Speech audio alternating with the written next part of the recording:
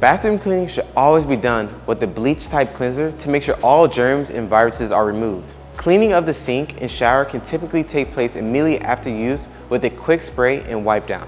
This will keep your living space the best. The toilet can be cleansed with a bleach type cleanser and toilet bowl brush. After a few moments of swishing within the bowl, flush the spray and wipe the toilet seat. If you do a daily wipe down of the sink and shower, cleanup is quick, but a minimum of weekly cleaning of your entire bathroom is best for your overall health and safety. To decrease the chance of mildew and mold, first make sure the shower curtains hang inside the shower pan below the lip to keep the water inside the shower.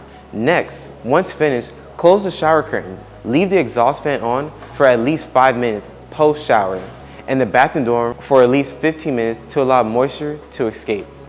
Keeping wet towels and floor mats hung up to dry will also help the dehumidification process. To prevent mold, do not leave any wet towels on the ground. Also, try not to leave your shower products on the ground in the shower or clean underneath them. And lastly, leave the door open after using the shower.